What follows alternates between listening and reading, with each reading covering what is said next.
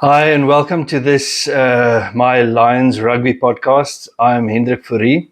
Baie welkom hier. Ons is by episode 6 en ek gesels vandag bietjie oor die afgelope naweek se wedstryd teen die Stormers en sommer 'n paar goedjies in die algemeen.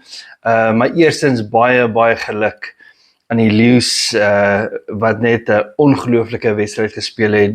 Well done guys. I think it's a heartfelt well done and congratulations from every single Lions fan. Not only because you guys won, but because of the grit and determination that you showed. Julle het gespeel soos absolute warriors. Die moed en die deursettingsvermoë wat julle getoon het veral in die laaste 10 minute it was just spectacular. So well done and congratulations. It was a 24-10 win over the Stormers in round 12 of the URC. And this, I will say, this is what the last 2 weekends, what the Lions fans have been waiting for, and I'm sure that's something towards which the Lions have been working towards as well, to start seeing this consistent results. Ek dink dis 'n hele span effort. Ek dink nie dis nie net die spelers nie, dis die coaching staff, dis die management, dis die administrasie, mense, die nuwe new sponsors that come on board. Val Bartman met sy maatskappy, baie dankie van die Lions ondersteuners se kant af en ons is baie trots om Lions ondersteuners te wees en deel te wees van hierdie positiewe rugbybeweging. So first up under general news, as I mentioned in the previous segment, the Lions got a new main sponsor, and that's in the form of the Fidelity Secure Drive company, which I understand is owned by Val Bartman or the Bartman family. I'm not 100% sure, you can correct me on that. Maar van die Lions se kant af en die Lions ondersteuners se kant af, Val Bartman en familie en besigheid, baie dankie. Ons is saam met julle opgewonde en hoop dat dit baie suksesvolle partnership gaan wees. Then, if we look at we're just going to have a quick look at the URC log. Let's just go there quickly. Currently, Lions lying on 7th place out of the 16, and we know that we need to stay in the top 8 to play in the playoffs. So we need to stay a minimum of 8th.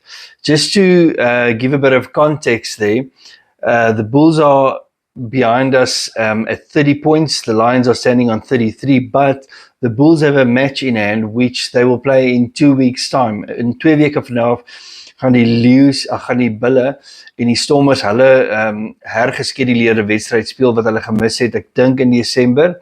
So dan gaan hulle die Stormers en die Bulle albei op 12 wedstryde wees. Now, if we think about current form, the Bulls, there's a big chance that the Bulls will win that match. It's not to say they will, but there's a big probability. And if they do, and if they get, let's say, they 4 log points, they move ahead of us and we drop back down to 8th, because then they will be on 34 if they win with the bonus point, 35, and we will be on 33. So ons is nog steeds daar in our danger zone. En elke liewe wedstryd tel en elke liga punt tel op hierdie stadium.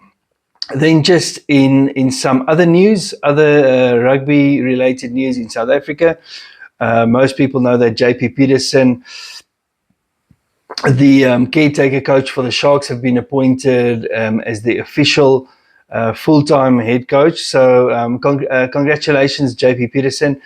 And all the best. It's not an easy job, I'm sure, to be the head coach of any rugby team, especially in South Africa. So baie sterkte JP. Uit 'n persoonlike oogpunt hoop ek dit gaan goed. But I think we can fairly say that the honeymoon period is over after the last 2 weeks. But I have no doubt the Sharks will be back. And this next section I'm calling Give That Man a Bells. And that obviously goes to players in the Lions team from this past weekend. First up, I mean, every single player that was on the field deserves a bell. So well done to everybody. Maar ek dink mense kan ook sekere spelers uitlig. Man of the match deservedly Morne van der Berg. Hy speel baie consistent op hierdie stadium. Sy kommunikasie veral met die agterlynspelers is so goed en dis 'n groot deel van die sukses van die skoppe, die druk wat op die skoppe geplaas word en dan wat dan ook baie keer oorgaan na Dree toe. So well done to Morne van der Berg, who's really been outstanding and a leader on the field for the team and somebody that young players can look up to and that all their supporters like myself are proud of. But then I would also like to say at this stage, give that man a bells, Ivan van Rooyen. I don't know him personally, so I won't call him by his nickname Cash, but I will say this, he has clearly been under a lot of pressure over the past seasons, with results that sometimes have gone his way, sometimes not. And it's obvious to know that he's received a lot of criticism. I myself have been somebody that's criticized him. And I believe that when criticism is due, it's due. But I also believe that if somebody deserves to be complimented, then that's the way it should be. And I really want to say to Ivan, who heads up the coaching team, along with guys like Jacques Fourie, well done. A team cannot be successful without a good coaching structure and a good coaching team. So, and at this stage, well done and congratulations to the coaching team and specifically Ivan van Rooyen, who I'm sure has really gone through a lot of pressure and stress the last couple of seasons. So well done to you, Ivan. This section of the podcast I call In Need of Some Oil, as in a squeaky wheel that needs some oil, where something needs to be fixed. There are two areas of concern for me at the moment. Die een groot area van kommer vir my as rugby ondersteuner is ons verdediging by rolmalbewegings, veral uit die aard van die saak naby ons eie doellyn. Ek dink dis waarskynlik die swakste deel van ons spel op die oomblik en ek is seker die spelers en die afrigtingspan weet dit ook en ek glo hulle is besig om daaraan te werk.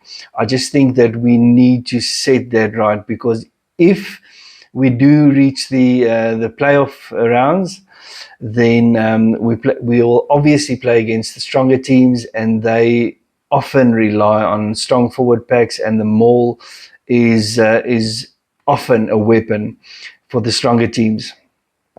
Die ander ding wat 'n bron van kommer is, wat vir my laat voel ons maak partykeer totaal onnodige foute, is die lynstaande. The lineout woes haven't been sorted out yet, and I think that between the coaches and the players, they really need to have a brainstorm in terms of setting things right there. Because we all know that your scrums, your lineouts, die vaste fasette spesifiek, is waar jy jou basis bou om vanaf aan te val. And we can't really afford to lose our own lineouts. So I hope that's going to be sorted out soon. This section is where I want to give a yellow card or a red card. In my view, over the past weekend, the red card needs to go to the match officials that officiated the match between the Lions and the Stormers. The match officials were Christopher Allison, Hanro van Rooyen, Stephen Geldenhuys, and the TMO was Marius van der Westhuizen. Guys, I honestly think that in terms of the head contact rule, I made a video of that during last week, and I actually put the World Rugby video on it, where with the whole World Rugby protocol in terms of determining the level of danger regarding head contact. And the second question that needs to be asked is, was there foul play? And I think that's important. And it feels to me like we keep on missing the foul play aspect of it. In the first instance where we received a yellow card, there was hardly head contact. It was mostly on the shoulder, and there was clearly no foul play intent there. And I think I'm not sure what the role is of the ARs, but I never see them disagree with the referee or give a different opinion. And I think ARs should have the ability to disagree and give a different point of view when it's important decisions. But I don't see that. I find it difficult to believe that 4 people will fully agree on a specific point every single time. And I would just like to see some more clarity on the, especially the head contact thing, and the way that it's that the protocol is followed. So unfortunately, this week my red card goes to the entire team of officials for that match. And then lastly, this last section of the podcast, I want to talk about our next up and coming match, which would be Edinburgh. That's going to take place Saturday, the 21st of March at Ellis Park. It's a home game for us, and I think it's going to be 2:45 in the afternoon. Nou, ek sien baie uit na daai wedstryd. Gaan definitief by Ellis Park wees om daai te kyk die naweek. Maar ek dink iets waarna ek bietjie verwys het vroeër in die podcast is die feit dat ons een wedstryd op 'n slag moet vat.